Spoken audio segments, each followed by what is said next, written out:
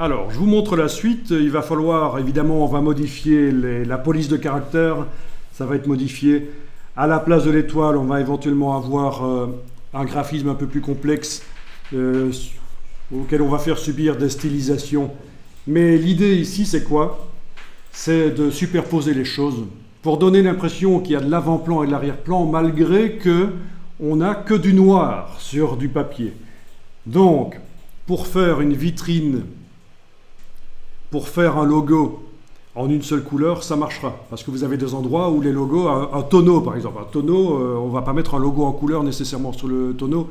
C'est parfois plus simple de faire ça avec un pochoir et un spray, et on met le logo. Vous voyez ce que je veux dire? Voilà, ici j'ai juste tapé dans Google sablage vitrine et vous voyez ce dont je veux parler quand je parle de vitrine. Des choses en un seul niveau. Au départ, c'était du noir sur fond blanc, ça. Ça aussi. Donc il faut que ça fonctionne en un seul niveau. Un logo, un graphisme. Et quand je vous parlais de pochoir, vous connaissez tous le système du pochoir. Là aussi, c'est un seul niveau. Et pourtant, c'est du graphisme complexe avec des effets de superposition. Voilà, c'est quand même intéressant.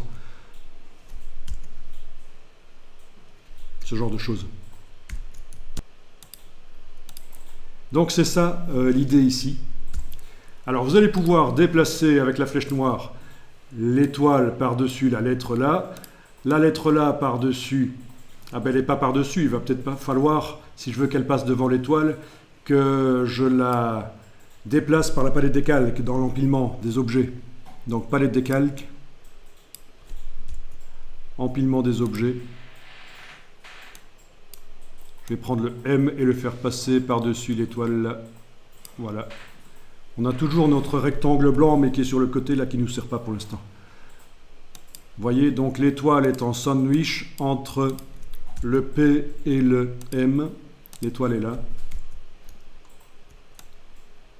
Et pour vraiment faire ça convenablement, vous devez désactiver le calque fond coloré pour avoir du blanc derrière, pour vraiment voir ce que ça donne.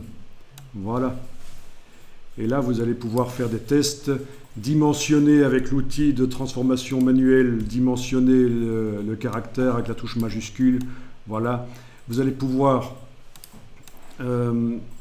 dimensionner le reste aussi, etc. Donc c'est ça l'idée. Hein. Ici, c'est vite fait. Mais vous avez l'idée, c'est qu'on a un effet d'encoche, en fait. On a un effet d'encoche.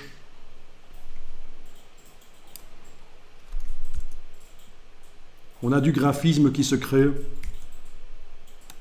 Là, je vais faire passer le P par-dessus le reste. Voilà. Redimensionner, etc. Avec l'outil transformation manuelle. Donc c'est ça l'idée, c'est d'arriver à créer du graphisme. Des formes.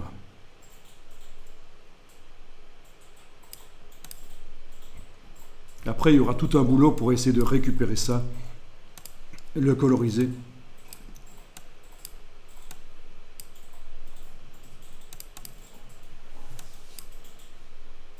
Ok. Vous allez sauvegarder ça. Alors ça donnera mieux avec un graphisme un peu plus complexe qu'une étoile toute simple. Ça va amener une autre dimension.